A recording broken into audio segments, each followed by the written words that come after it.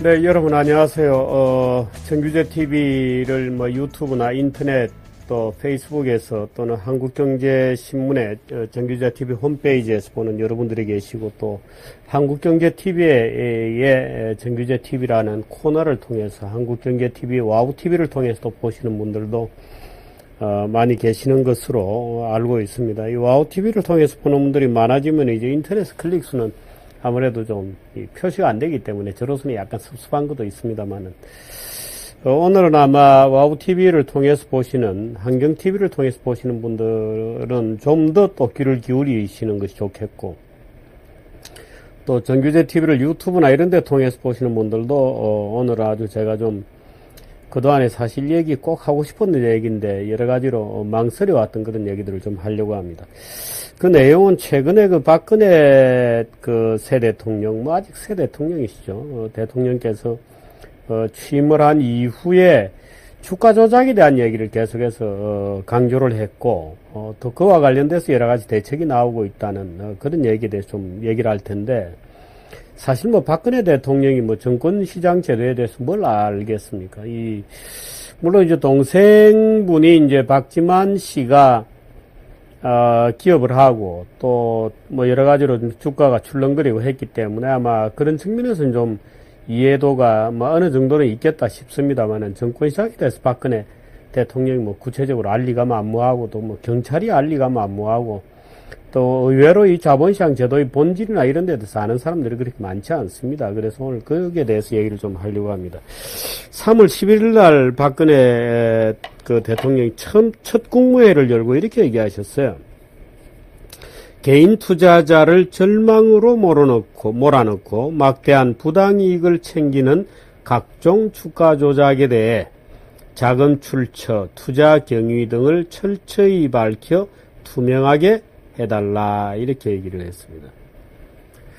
개인 투자자를 절망으로 몰아넣고 막대한 부당이익을 챙기는 각종 주가 조작에 대해 자금 출처, 투자 경위 등을 철저히 밝혀 투명하게 할 것. 처음에 3월 11일 첫 국무회에서 이 발언이 나왔을 때 저는 약간 의심스럽다. 왜 대통령이 이 발언을 했을까?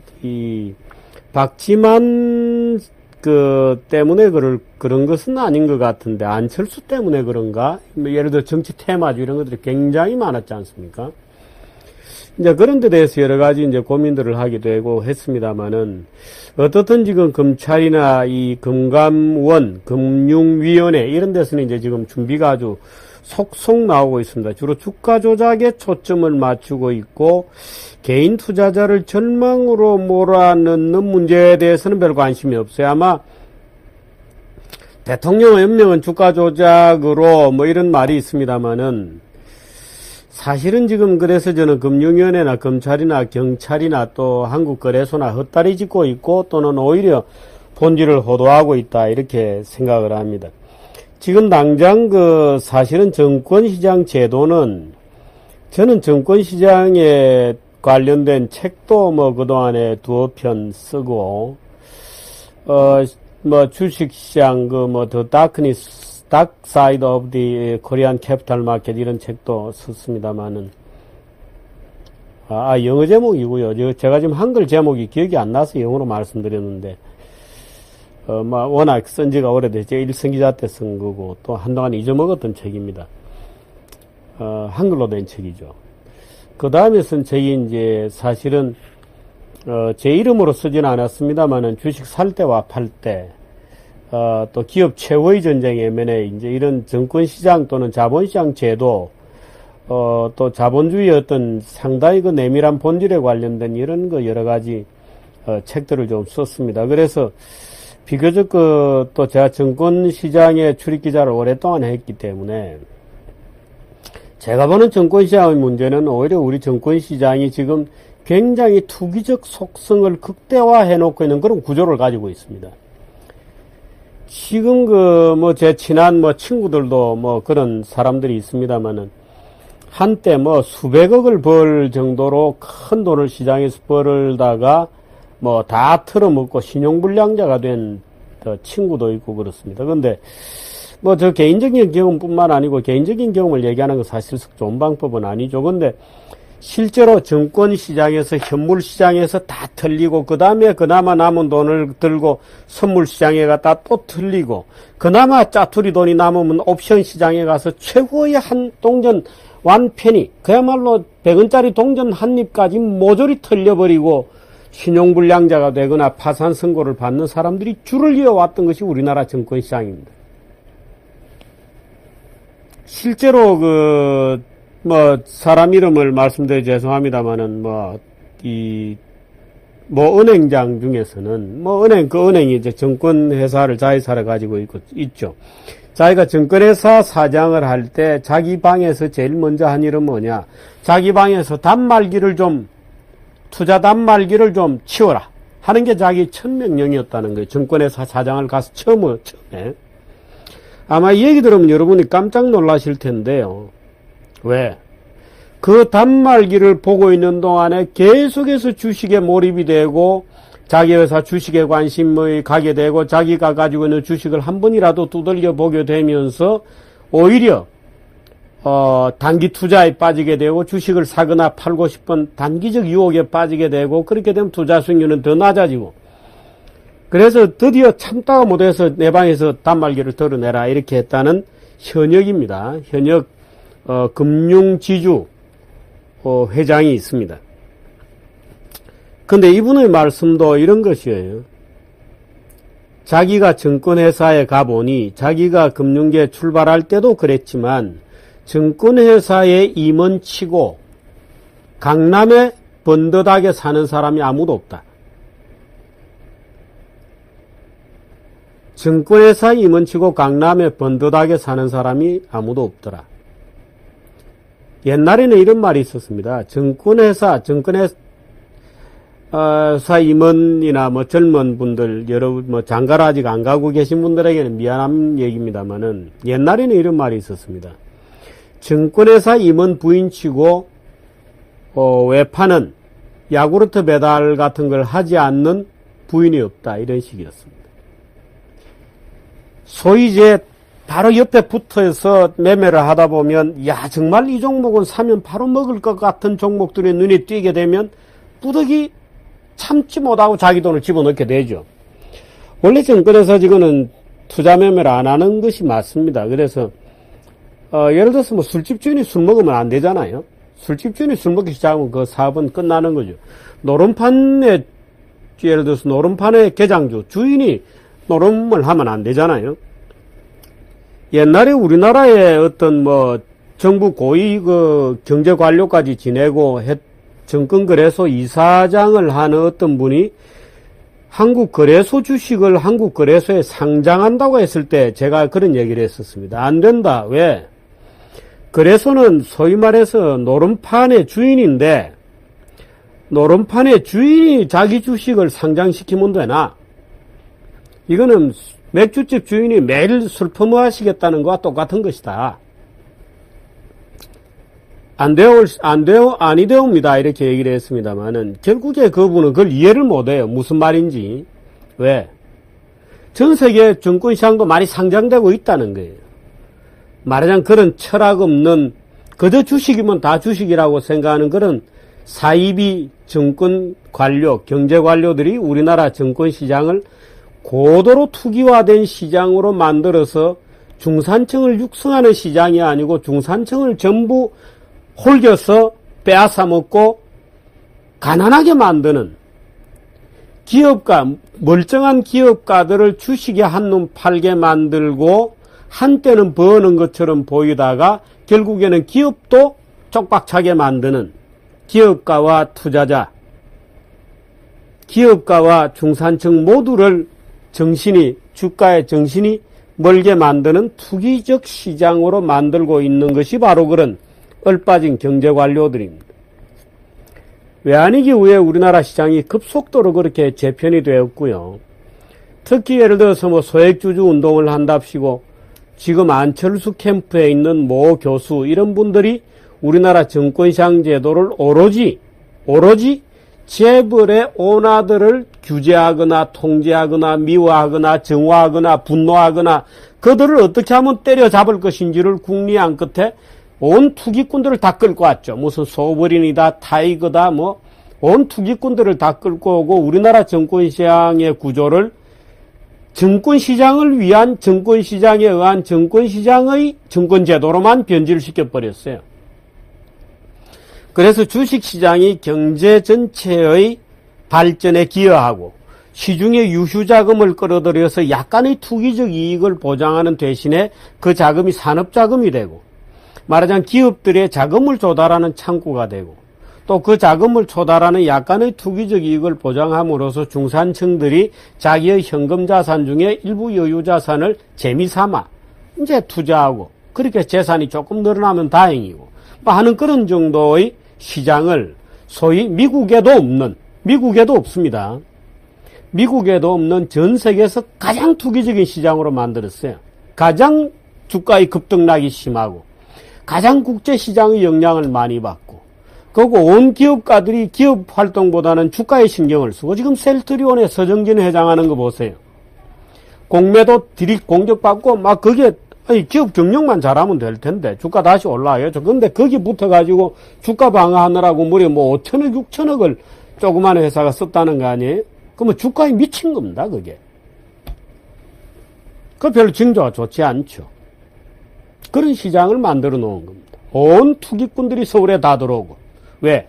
우리나라 지금 증권제도 자체가 투기꾼들이 공격해서 가지고 놀기에 가장 완벽한 시장입니다. 현물과 선물, 옵션을 적절히 믹스해서 시장을 들이흔들고 빼가고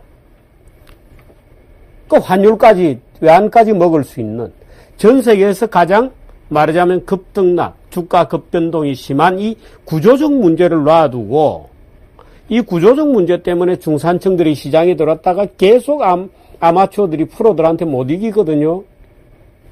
그러지 않아도 본질적으로 증권시장은 가진 자에게 유리한, 말하자면 그게 뭐 우리가 흔히 빈부격차 이런 얘기를 하는 게 아니고 머니게임이기 때문에 말하자면 판돈이 클수록 유리한 게임이에요. 판돈이 클수록 유리한 게임인 터에 전 세계 투기꾼들이 다 와가지고 좁은 국내 시장에서 마음대로 쥐고 흔들 수 있는 현성간의 복잡한 거래를 만들어내어서 어떻게든 이익을 보고 튀어나갈 수 있고 국내에 심지어 소액주주 운동을 한다는 핑계로 일부의 투기 앞잡이들이 말하자면 기업들 주가를 높여주지 않았냐라고 하는 명분으로 기업들을 흔들어서 기업 경영권 SK 공격해 들어가고 하면서 왕창 무더기로 뽑아갔죠. 기업 구조조정한다 그러면서 전부 외국 자본 끌어들였고 그래서 아주 주식시장에서 벌어간 돈이 말도 못하게 많습니다. 그 국내 중산층도 다 틀렸죠. 말하자면 박근혜 대통령은 이런 얘기를 누구에게도 들어본 적도 없고 우리나라 정권 전문가라는 사람들이 대부분 미국 월가에서 또는 미국에서 재무경영학, 재무학, 정권학을 배워와가지고 까만 양복에 노란 넥타이 매고 카프스보탄하고 머리기름 착 바르고 하얀 넥타이 탁 세워서 다니는 이런 애들에게 정권이 뭔지를 혹시 우리 대통령이 듣고 계시진 않나. 왜냐하면 그런 친구들이 김대중 정부 들었을 때 거기에 결탁이 되었거든요. 결탁이 되면서 정권시장 제도를 전부 미국에도 없는 더 투기적인 시장 구조로 만들어가고 그래왔던 것이 지난 10여 년, 10수년 동안의 우리나라 정권제도 역사인 겁니다. 그 박근혜 대통령이 어디엔가 듣긴 들었어요. 야, 주식 투자에서 주식시장이라는 게 중산층을 육성하고 중산층이 산업자금을 지원하는 대신에 약간의 리스크 프리미엄에서 오는 수익을 가져가고 또 가능하면 배당이 좀 많이 가져가서 그 배당이 은퇴자들에게 이자보다는 약간 높은 정도의 수익률을 줄 수 있는 그런 중산층들의 저축의 저장이 되고 그래서 유휴자금이 다시 산업자금으로 선순환되는 그런 시장이 아니다 이거예요. 우리 시장이 이미. 그 지표는 여러 군데서 관찰됩니다. 많은 기업가들이 투기꾼들에게 처음에 창업자 이득은 뽑아가죠. 그 코스닥 같은 경우에 지금 거의 망하는 일보 직전입니다만 저리 된 이유가 있죠.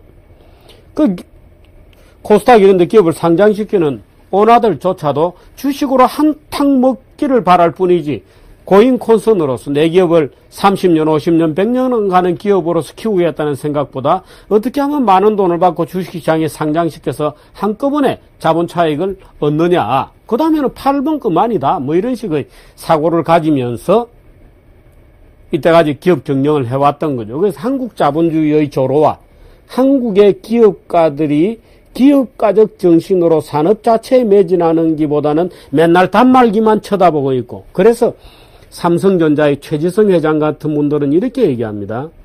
삼성전자처럼 IT 쪽에서 이제 그야말로 치열하게 싸우고 있는 기업인데, 자기가 자기 회사 삼성전자와 거래하는 중소기업들을 숱하게 보잖아요. 그 중소기업의 오너십이건 사장, CEO들 중에 주식에 대해서 신경 쓰거나 책상 위에 주식 단말기를 갖다 놓고 있는 사람 중에 성공하는 사람은 본 적이 없다. 본 적이 없답니다. 기름때 젖은 옷을 입고 현장에서 직원들하고 뒹구는 사장은 이기지만, 또 그 기업을 키우지만 주식 단말기 쳐다보고 어떻게 하면 재무적으로, 예를 들어서 우리나라 재벌 2세들 중에 기업들 망해먹은 사람들이 굉장히 많잖아요. 특히 IMF 전 후에 걸쳐서, IMF 이후에는 뭐 30대 재벌 중에 15개가 망해버렸으니까요. 또 그전에도 예를 들어 재벌 2세들이 회사 털어먹은 재벌 2세들이 굉장히 많은 이유가 뭐냐면, 이 재벌들이 재무학에 대해서는 컴플렉스가 가지고 있어요. 그래서 자식을 미국 영어도 좀 배울 겸해서 전부 미국에 가서 파이낸스를 하고 오는 겁니다. 파이낸스를 하고 오면 지금 여러분들이 그 우리나라 예를 들어서 2세 경영자가 운영하거나 3세 경영자들이 운영하는 기업들을 보십시오. 대개 파이낸스를 전공하고 온 기업들은 대개 다 흔들립니다. 전부 말하자면 기업 경영의 말하자면 만드는 상품 그 자체, 자기 프로덕트에 기름때를 잇고 매진하는 게 아니고, 어떻게 하면 그건 직원들이 하면 되고, 자기는 재무적으로 적당히 잘하고 자본 조달 잘하고 주가를 올려서 많은 자본 차익을 올리느냐에게 관심을 가지도록 훈련받거든요. 결국 그 기업은 망하는 거죠. 지금 아마 이 박근혜 대통령이 어디에선가, 야, 우리나라 중산층들이 주식시장에 갔다 뭐 터진다, 계속 털리기만 한다, 중산층이 오히려 계속 주식시장에 들어가서 가난해지고 있다, 그게 저 주가 조작하는 놈들 때문이다, 이렇게 들었던가 봐요. 그러니까 박근혜 대통령은 자본시장, 자본주의도 건전하게 유지되려면 자본시장이 필요하다는 정도로 이해하고 있는 분이니까, 아, 주가 조작하고 투기하고 뭐 작전 세력 이런 것만 들려면 주식시장이 중산층의 안정적인 재산 정식의 장으로 기능하지 않겠는가 하고 주가 조작을 음단해라, 이렇게 지시를 했는데, 실제로 문제는 그게 있는 게 아니죠. 지금 박근혜 대통령은 말하자면 드러난 현상 중에 그 일부만을 보고 있는 거지, 왜 우리나라 증권시장이 중산층이 재산 정식을 하는 장이 못 되는지 그 본질, 증권시장이라고 하는 구조가 지금 어떻게 지난 12여 년 동안 투기판으로 바뀌어 왔는지에 대한 성찰적 고민을 아무도 지금 대통령에게 보고하지 않고, 저는 모르겠습니다. 신재윤이라는 금융위원장이 얼마나 그 깊이를 이해하고 있는지 모르겠고, 저는 아마 지금 뭐 금융위나 기재부에도 이 문제의 본질을 통찰력 있게 이해하고 있는 사람이 그렇게 많다고 전혀 느끼지 않습니다. 뭐 이현재 같은 분들도 마찬가지죠. 뭐 거기에 대해서 저는 성찰적이다고 전혀 보지 않고, 오히려 그쪽에서 주장하는 대로 오히려 좀 노란한 면이 없지 않아 있다, 이렇게 봅니다만은,